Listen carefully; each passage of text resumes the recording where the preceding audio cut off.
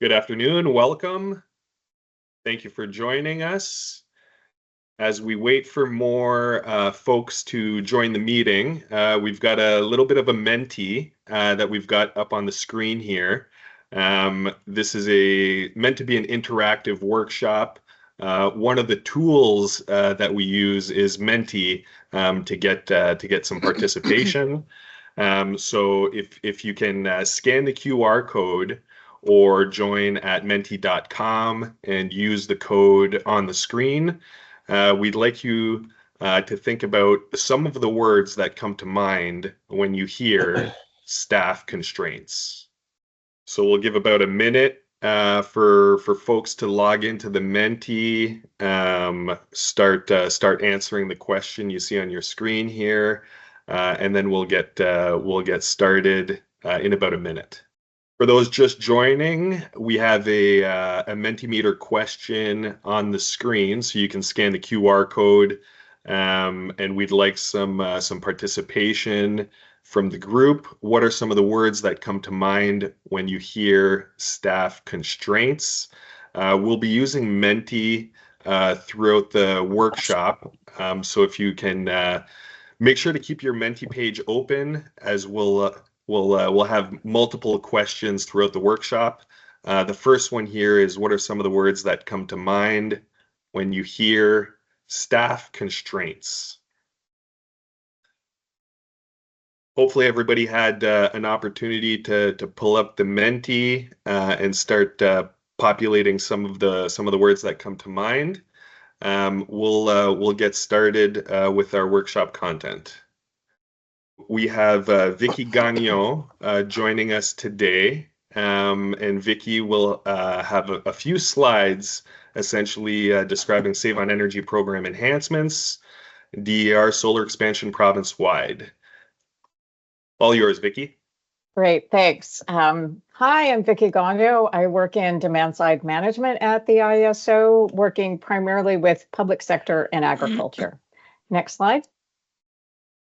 So as many of you know, in January, the Minister of Energy announced that we're moving to a more enduring commitment to demand-side management. Instead of the time-bound start and stop program model that we had in the past, he made a 12-year funding commitment to ensure that demand-side management is part of energy decision-making moving forward. So $10.9 billion over 12 years, almost $1 billion a year. Most of the existing programs for residential and commercial consumers are continuing with similar incentive levels, and there are some notable new programs, including the Home Renovation Savings Program for residential customers, expanding the Peak Perks, the residential demand response program, expanding it into small businesses, and the installation of solar PV systems for commercial customers. Next slide. So the three things that I'd like you to take away from me today is, one, there are many programs available to you. The challenge is determining which one is the best for your facility or project.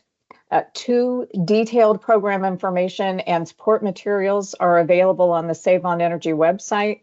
And three, the programs are delivered province-wide via Save on Energy delivery partners, and they have targets, so call them. They want to help you save energy. I'm going to focus on 4 programs today. Next slide.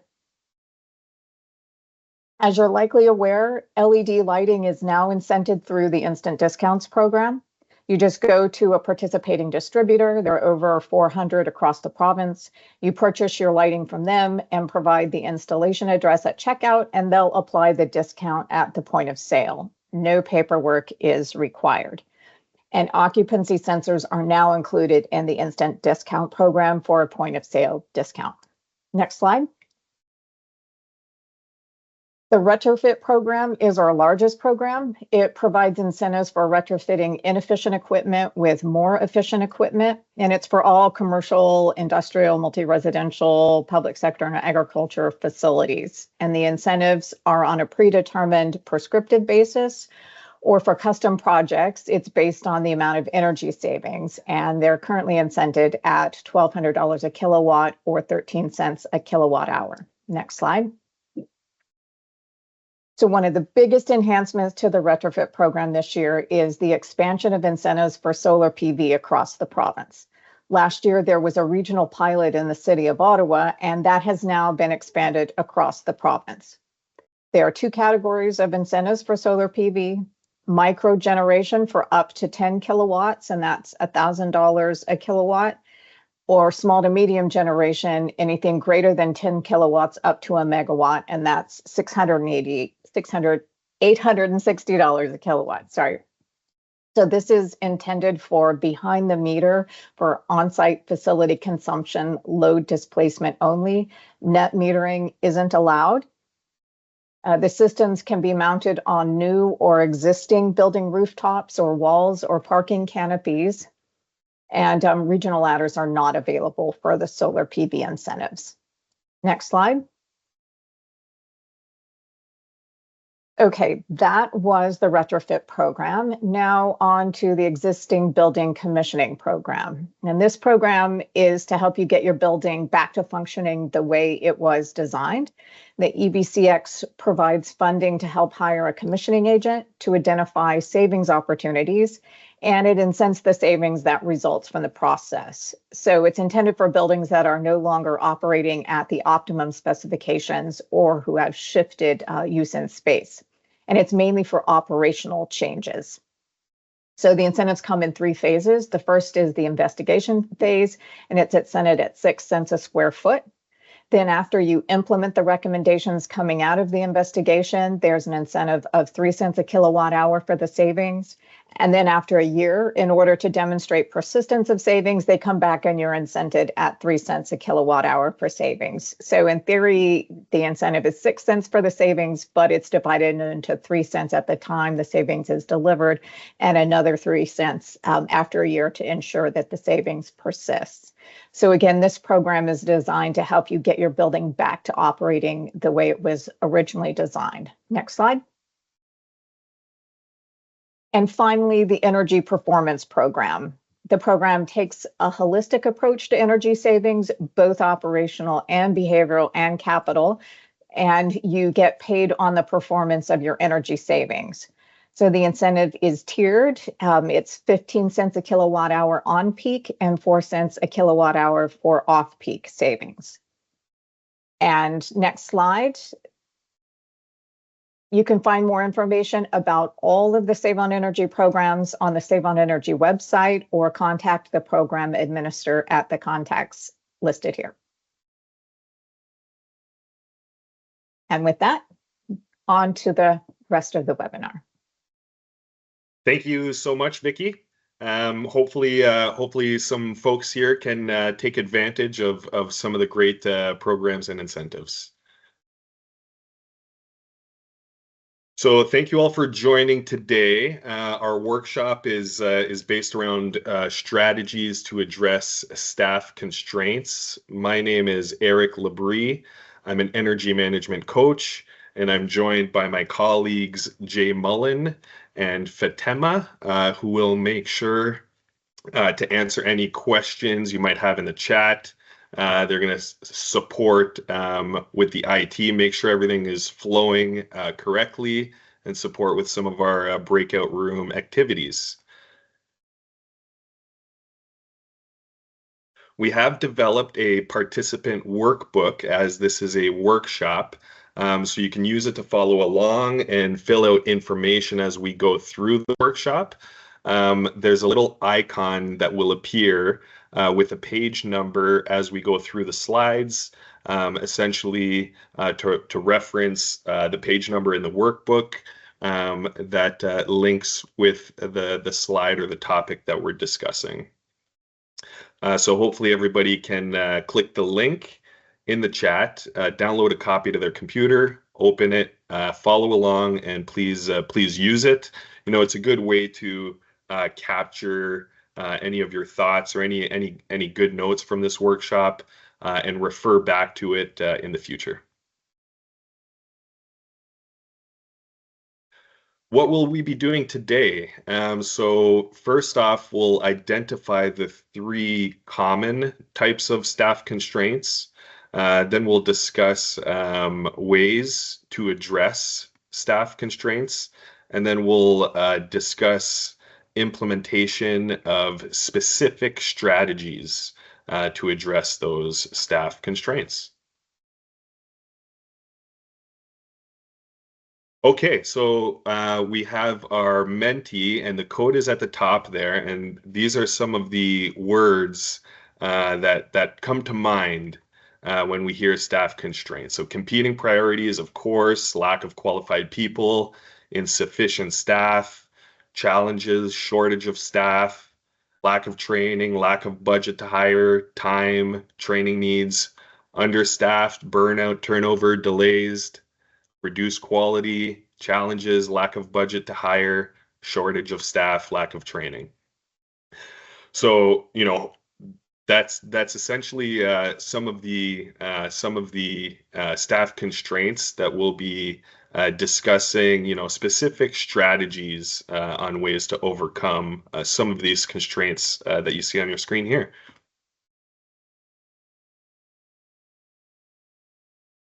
Okay, so we can get into the three common types of staff constraints. The first one being staff availability. So availability refers to team members that would have otherwise been available to support your initiative.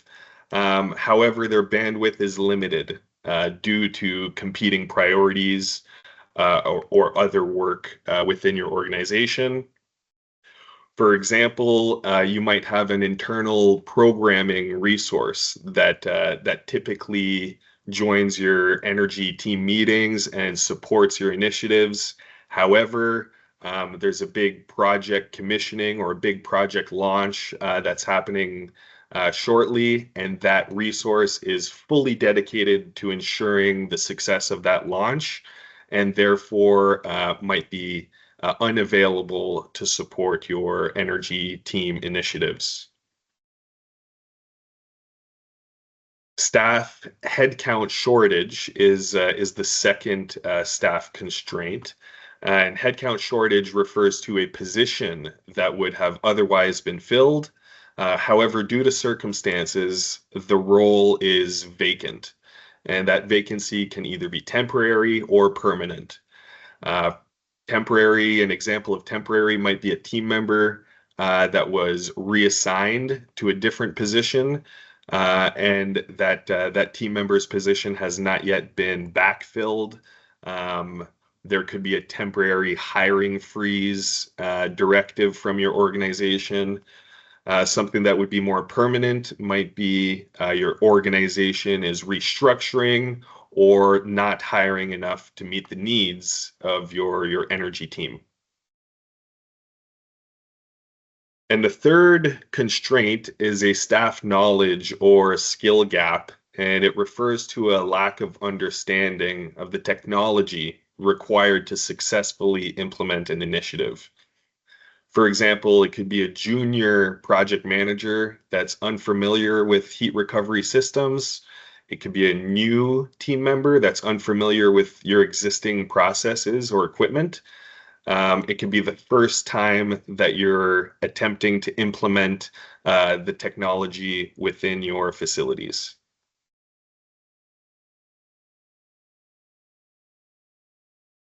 So as I mentioned, we've got some Mentimeter questions. So we'd like for you to, out of the three staff constraints that we just discussed, if you think about your own situation at your own organization, what would be the nature of your staff constraint? Might it be availability, headcount shortage, or a knowledge gap?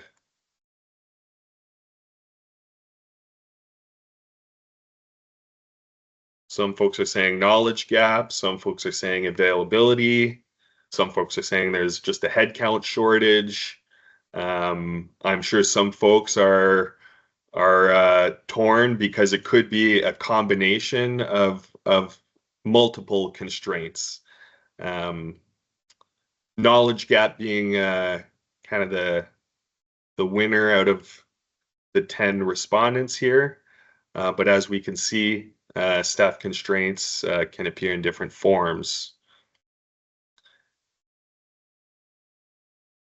The next question, it's kind of a back-to-back Menti, so keep that Menti page open.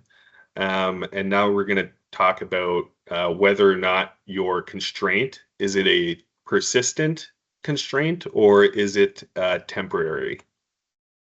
And the reason we're discussing this is, certain strategies might apply whether the constraint is persistent or temporary. So we'd like for you to start thinking about your own situation, and then that might help, identify what strategies might work best for you. Okay, so for the most part, folks are saying persistent constraints for the most part, but there are some temporary constraints out there as well. Thank you for that feedback. Now we'll get into ways that we can address these staff constraints. So how can we address staff constraints? We can either get more staff, we can spread out the work, we can do more with the existing staff, or in some situations, we might decide that doing less is the best for your current situation. Okay, now we'll have a little bit of a group activity. What I'll do is well, you know what? I was hoping to turn on annotate here. However, having a little bit of a challenge. So maybe you can discuss in chat, what constraint on the left side of your screen, how would it be, what would be an appropriate solution for that constraint? So, if we're talking about staff availability, if we're talking about the solution to get more staff, and we can certainly take on the roles or the tasks of the contributor who's unavailable. We can engage team members who would otherwise not contribute. If we're looking at spreading out the work, we can reprioritize to allow the team member who's unavailable to only attend team meetings and contribute when necessary. So just to say that there are appropriate solutions, and there are different solutions to addressing those three constraints. Okay, we're going to go through each of these ways to address staff constraints and talk about specific strategies under each of those solutions. Like, what can you do to get more staff? As we go through, I'm going to ask you to share your ideas using Menti. So please keep that Menti page open. We'll have a little bit of a brainstorming session on different strategies, and then we'll formalize it and we'll go through the 4 different possible ways to address staff constraints, and we'll talk about strategies for each one. So as we start, what are some specific strategies or techniques that you might consider to get more staff? Redeploy internal staff, make the business case, what we could achieve exactly. More funding. James in the chat said that showing the potential savings justify the extra headcount. Seek fund business case, training. Very good. Thank you for your input.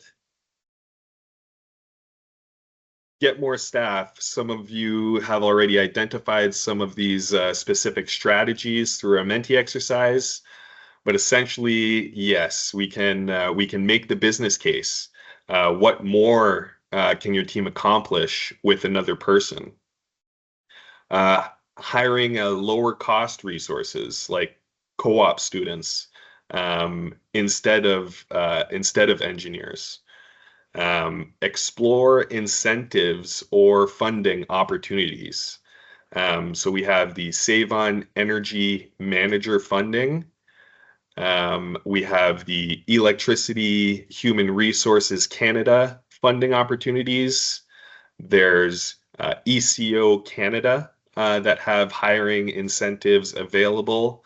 And if the barrier isn't cost, but if the barrier is adding headcount, consider a consultant or fractional energy managers to address those gaps. And you'll see, thank you, Fatema, for sharing the links in the chat. So these different incentives or funding opportunities, we invite you to check out the different links and explore whether or not these opportunities might be available for you to help you get more staff.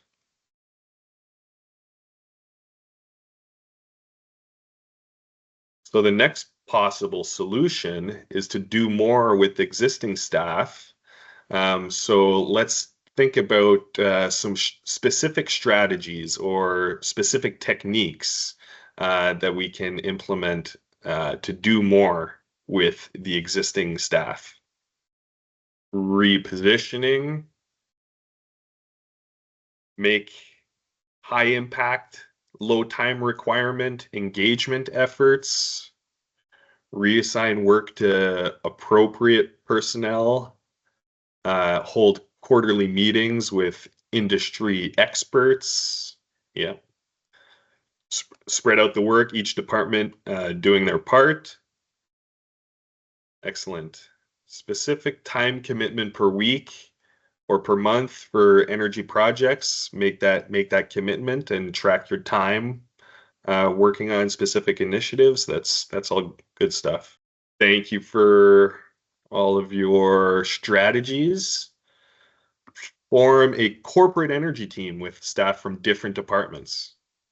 Right on.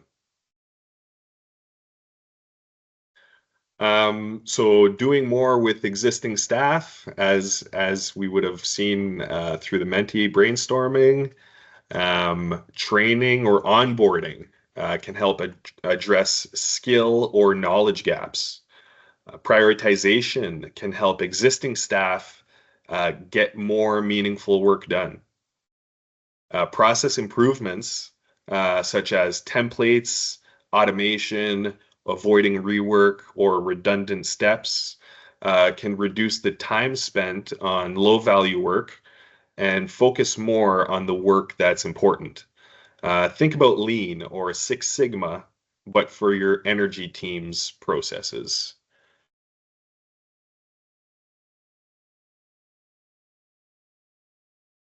What about spreading out the work? What are specific strategies or specific techniques that we can implement to spread out the work in order to advance our initiatives in energy management? Monthly reports. And I'll also highlight page 2 in your participant workbook. Any of these specific techniques or strategies that resonate with you, feel free to write them down. They could be useful for breakout rooms that we'll have as we go along in the workshop. Having an indicator for performance and productivity. Having an energy team and spreading out the work amongst the members of your energy team. Breaking down projects into specific tasks that can be spread amongst a team. Assign the work ahead of time. Develop process flows. All very good specific strategies or specific techniques. Excellent. Thank you.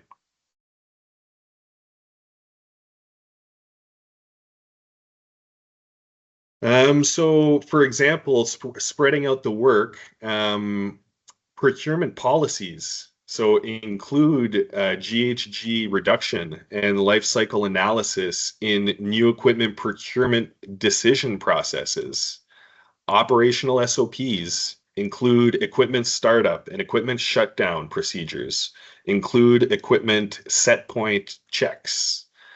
In addition, we can use collaboration tools such as RACI charts, where we identify who is responsible, accountable, consulted, and informed. Show others how energy management will benefit them. For example, operating at the correct compressed air set point, not only will it reduce your energy consumption, but it will reduce the noise levels in your work environment, and it'll reduce any unplanned stoppages from any pneumatic actuators on your equipment. And then consider rings of involvement for the energy team. So your core energy team attends your energy team meetings. However, any adjacent employees will only be invited to energy team meetings when their input is absolutely necessary. That way we're spreading out the work amongst the core team and getting others involved when we need to.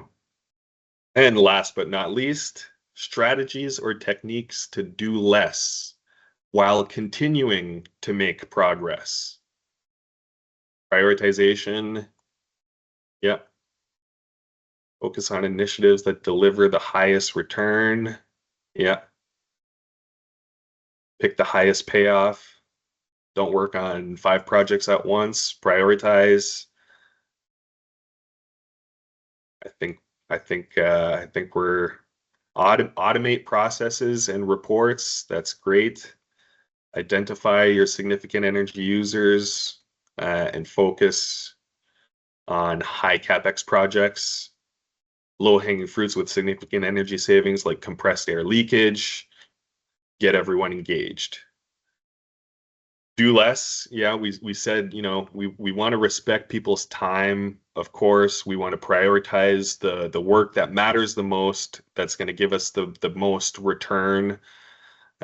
Scale the expectations during temporary constraints. So we've seen energy teams go into a caretaker mode, essentially where they're continuing to hold the energy team meeting cadence. However, the expectations are scaled back, and we feel like we've seen it be successful, where instead of abandoning the energy team completely, you keep the core team, the skeleton crew, continuing to go through the motions, and then that way, when your temporary constraint, say it's a role that needs to be backfilled. When that role is backfilled, we've seen it be much more easy to get back into the swing of your energy team meetings and get back to a full throttle, full and effective energy team. If there was a caretaker mode concept applied during the temporary constraint. Okay, now we'll get into some case studies. So we'll split you up into some breakout groups. And in your breakout room, I would like for you to review your assigned case study. The case studies are in your participant workbook, pages 3 to 5. And then there are 3 case studies, and you're going to work on one of the 3 case studies, and you're going to work on the case study that corresponds to your breakout room number. So if you're in breakout room number 1, you'll be focusing on case study number 1. If you're on breakout room number 2, 3, 3. If you're in breakout room number 4, you're going to be working on case study number 1, and so on and so forth. Keep an eye on the countdown timer in the top left corner of your screen when you're in the breakout room. And then we invite you to write your specific strategies in the participant workbook. There's a blank space there for you to write down the strategies that you've discussed as a group. And then when we come back to the main room, what I'd like to do is have one individual from each breakout group kind of report back, maybe give us a brief description of what the case study was about, and then what are the specific strategies that you would consider implementing given that case study. So hopefully that instruction was clear and everybody knows what case study to work on in their participant workbook. Fatema, in terms of organizing the breakout rooms and making sure that folks are assigned, are we good to go? Thumbs up? We should be good to go, yeah. Excellent. So with that, I think we can send folks into their breakout rooms to work on the specific case studies, and we'll look forward to hearing back from everybody when we come back.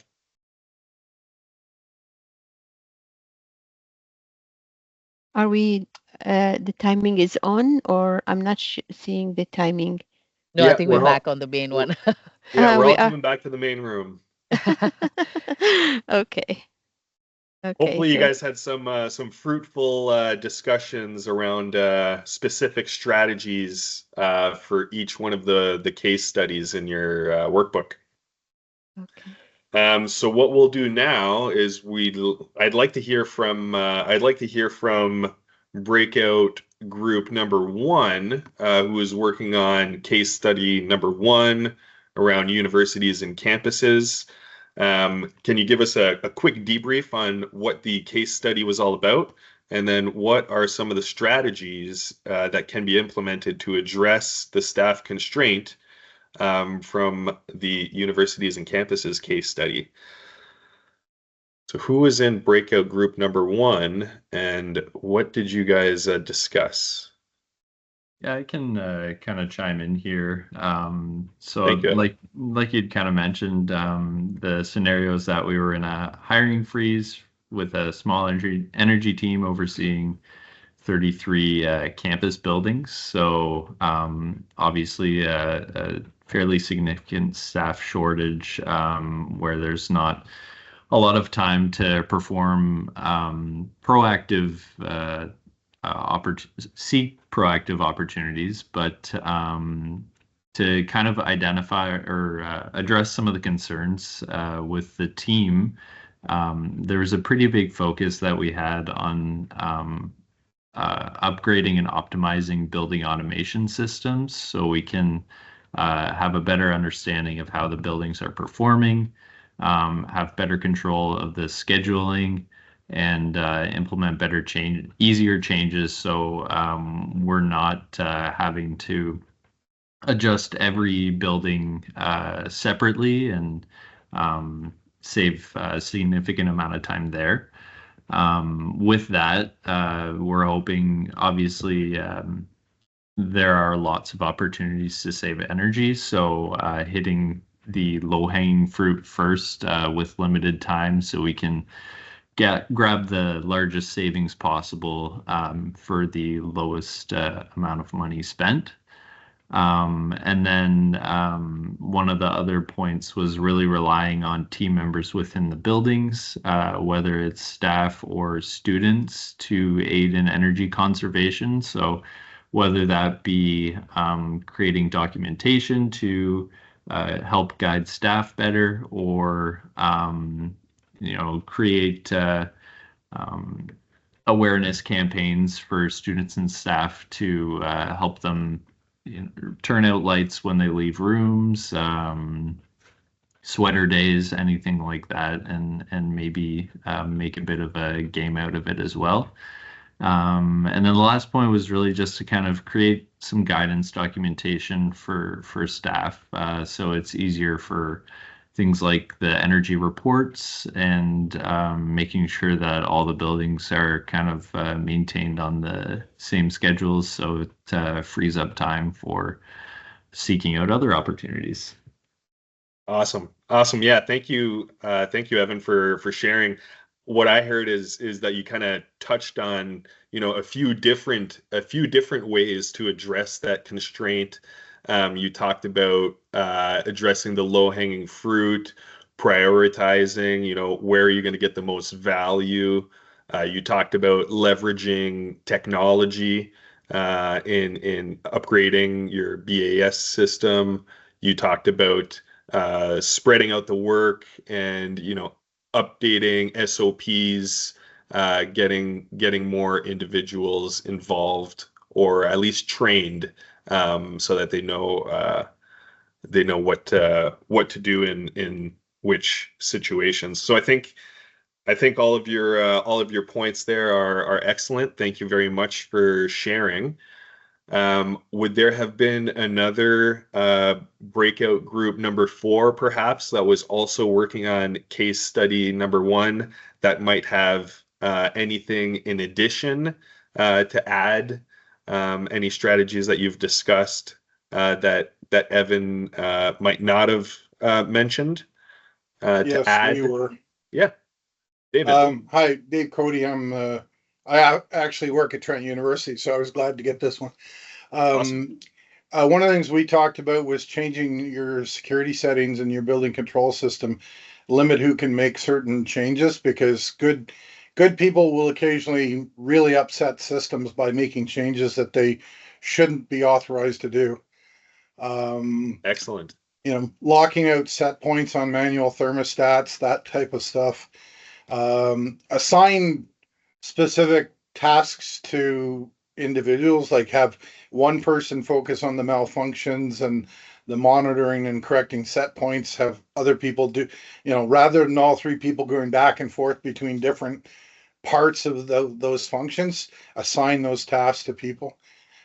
Students and faculty can help. I was actually approached by a faculty member that's new to our institution that specializes in the interaction between building control systems and AI. And basically I'm getting some free help. And in fact, he got some external funding to pay for his stuff. So that's kind of cool. Contract out upgrades. When you're going after funding, if you're using external consultants to help with the upgrades or whatever, they'll quite often apply for the incentive funding. They'll do that as part of the package. Incentive systems, if you can find a way to incent employees to come up with some ideas. I'm cheating because I was in a webinar yesterday, but establish energy policies around temperature set points and that kind of stuff. Absolutely. Yeah, thank you for those really good points there, David. Let's move on to case study number 2. So if we can hear from somebody from breakout group number 2 around property management, what did you guys discuss in terms of specific strategies? Maybe first you can help us understand what the case study was all about, and then you can get into your strategies. So the case study was all about knowledge gap within the building managers. So what we discussed about, or what I looked into, was there was a foundational issue. So the managers needed staff training on energy management. We then looked at energy auditing of the entire building to identify gaps that were not really listed, because the gaps that was listed in the case study was more like the HVAC set points and schedules.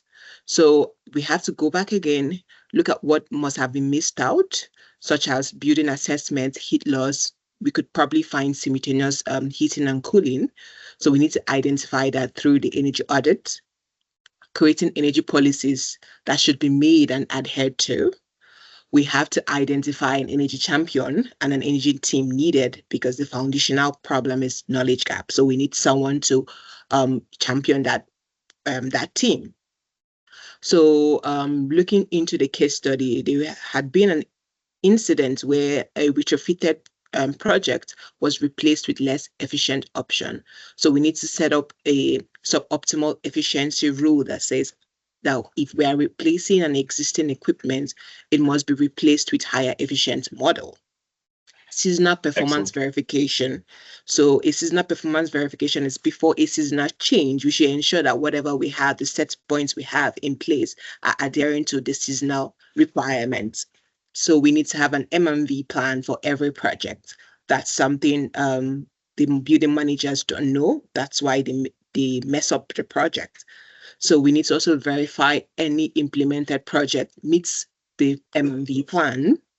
We need to ensure that the employees are interacting to the operational changes. For example, if we're shutting down the heat during non-operational time, like the gym in the building, we need to ensure that the building managers are putting such policies like, oh, we need to shut off the heat during this time place. And we need to ensure a monthly report is submitted to leadership so that leadership can track the performance over time of the building managers. Excellent. Excellent. Thank you so much for briefing us on your breakout room case study. Appreciate it. Definitely heard some excellent points there. Definitely around if there's a skill or a knowledge gap, training, policies, guidelines, energy audits, all very good specific strategies to overcome knowledge or skill gaps. Thank you, Onye. Last but not least, actually, was there anybody else who had breakout case study number 2 who would like to add anything that we may have not discussed? Otherwise, I'd like to get breakout group number 3, who is working on case study number 3 in manufacturing, to share with the group what specific strategies you might employ to overcome the constraint in the manufacturing case study. Supraj, you'd like me to present it? Yes, please. You have the notes. Yeah, thank you. Okay. Supraj and myself went through a case study about manufacturing because of the recent market slowdown has resulted in challenges, while the slowdown is anticipated to be temporary, some staff laid off. So we focused, the first thing we did, we say prioritize and rescope projects. Probably the projects are easy to implement, impact on energy saving, and maybe break larger projects into phased or modular efforts that require minimum upfront costs, something like that. The other thing we say, maintain engagement with other departments, since it is any manufacturing. Probably that will leverage the cross-functional teams to help carry out basic energy tasks like leak detection, shutdown, whatever needed. And then we say maybe pursue to seek exterior support, such as where is that? We put it here, such as having software, Red Screen, Enbridge, or Environmental Team Canada source to support in this case, where it is at no cost or low cost in that matter. Leverage the data and remote tools using some kind of software such as Red Screen to see where we are, what is the places we can improve in a minimum cost that help to monitor. And I think we have other things, prioritize, spread out the work. Oh, spread out the work to best qualification of the minimum staff available by training or re-qualify them to another type of work. Excellent. Thank you so much for sharing your case study. I think all the points that you raised are good strategies, spreading out the work, getting other team members involved, leveraging technology, attacking the low-hanging, low-cost initiatives first. I think those are all excellent points. So thank you very much for sharing. And with that, we'll move on from our case studies. And we'll go back into breakout rooms. However, this time, instead of working on strategies for a case study, I'd like for you to think about your specific situation within your organization. Which one of the constraints is most applicable to your specific situation? I'll give you a couple minutes, maybe a minute before launching the breakouts. If you turn to page 6 in your participant workbook, there's a section there where you can write down some reflections on your specific situation and what strategies that we've discussed throughout the workshop today would you consider implementing in order to overcome your specific constraint. Would certainly appreciate you discussing that and getting some peer feedback in a breakout group setting, and then we'll come back to the main room, and hopefully we can hear one or two folks from each breakout group to share back. If you're comfortable sharing your specific situation, that would be excellent. And then what strategies would you consider implementing? So with that, Fatema, are we okay to start sending folks to the breakout rooms? Yeah, we should be good to go. Fantastic. Okay, so we'll send you to your breakout room. It's 2:01 now. So we'll give you about 18 minutes or so. We'll come back at 2:19 to hear back from what was discussed, what specific strategies are applicable to your specific situation, and then we'll wrap things up. So get ready to be sent to your breakout rooms shortly. There you go. Welcome back. Welcome back. Hopefully you had some fruitful discussions with your peers, discussed specific strategies, discussed your specific situation, and maybe even shared and learnt from one another.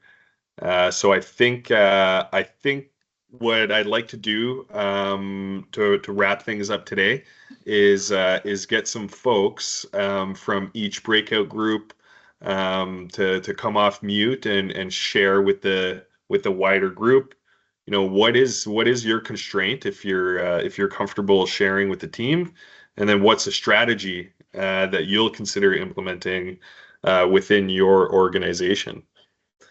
So who would like to share with the group? Is there anybody from breakout group number 1 who would be comfortable in sharing what was discussed?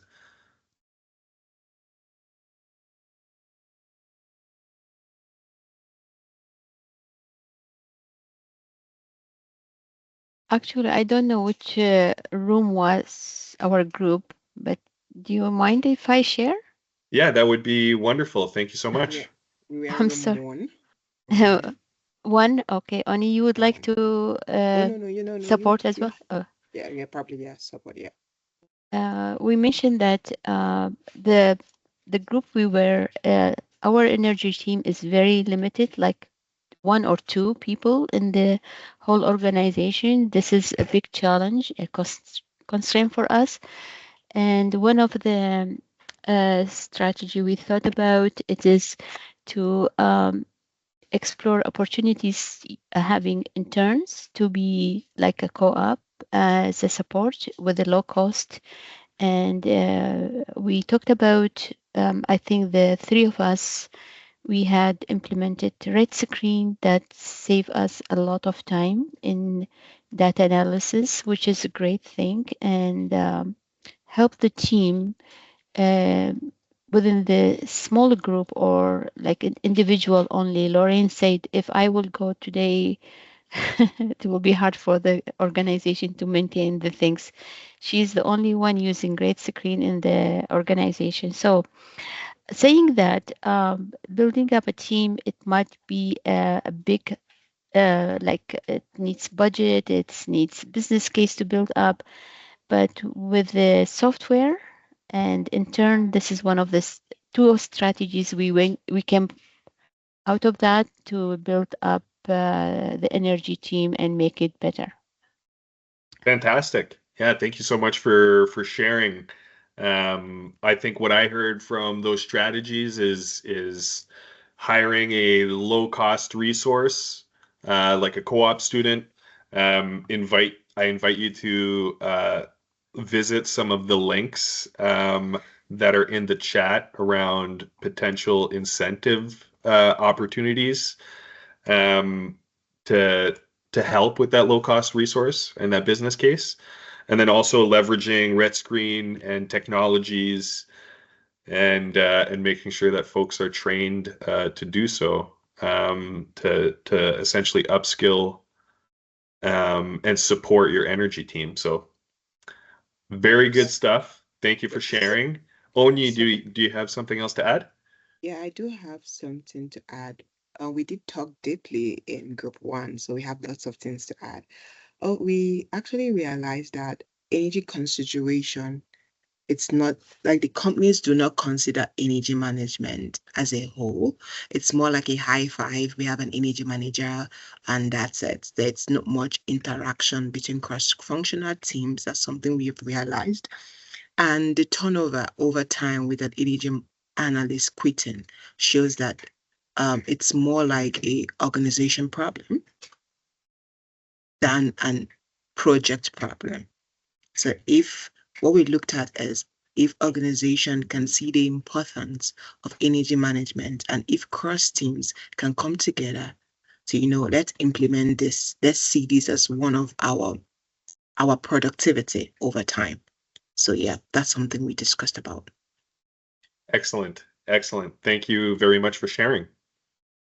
What about folks in breakout group number 2? Would anybody like to share their specific constraint and any specific strategies to address that constraint from breakout number 2? I can share. Yeah, thank you, David. My constraint, I mentioned it in one of the chats, is around pay scales. And what we're finding is that, our OPSU agreement last year, I think they got 3 or 3.5%, but some of the local trades unions got 8 to 10%.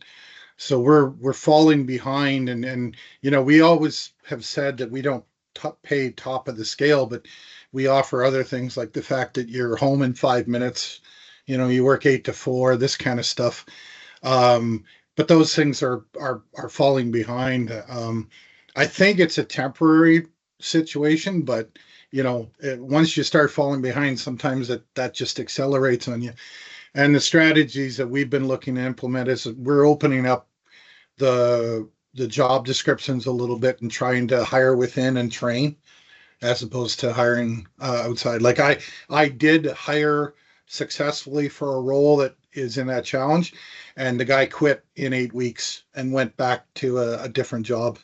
So, not only did I spend a lot of time hiring, but then in the end, I ended up right back where I was. I just lost 8 months by the time the whole process was over. So it's a real challenge. Thank you for sharing. Yeah, I'm familiar with the challenge of skilled trades and making sure that roles are incentivizing those individuals not only to apply for your organization, but to be retained in your organization as well. Thanks, David, for sharing. We've got a few minutes left here. Anybody from breakout group number 3 to share what they discussed before we wrap things up? And that's okay. If you know, if you're not comfortable coming off mute, no problem. We certainly hope that the discussions within your breakout group were fruitful, and that you've you know, you've come out of them, maybe with a specific strategy that you'll look to implement, coming out of this workshop. Okay, as we get to 2:30 here, we just have a few closing slides.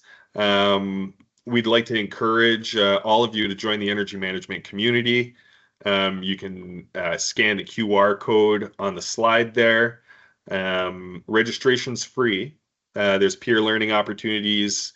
There's Spark Bulletin with news, events, and community updates. You would have free access to the Energy Manager learning platform that contains online courses, resources, and a discussion forum, so you can get some peer-to-peer support and advice. And then there's also free expert support on improving energy management practices and energy efficiency projects. There is an email address there, training and support at ieso.ca, if you're interested in learning more. And then stay connected with tools and resources.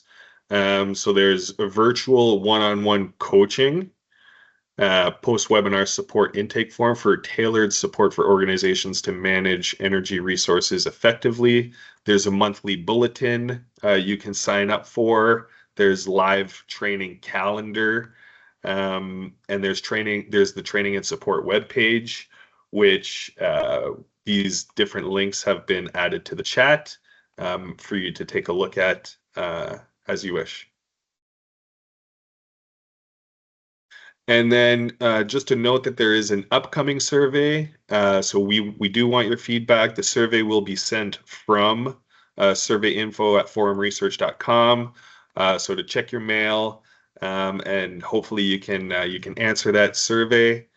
Give us some feedback so we can continuously improve and deliver content that most benefits you and your organizations and your energy management practices. And last but not least, we have one final Menti. What's one thing you will do in the next week to start addressing your staff constraint? Feel free to write down and share your strategies, your ideas as you head out and leave the workshop. But certainly appreciate everybody's attendance, everybody's participation. I thought we had some really great conversations, so thank you to all. Look for help outside of facilities management. Prioritize. Very good. Thank you so much, everybody. Have a great rest of your day.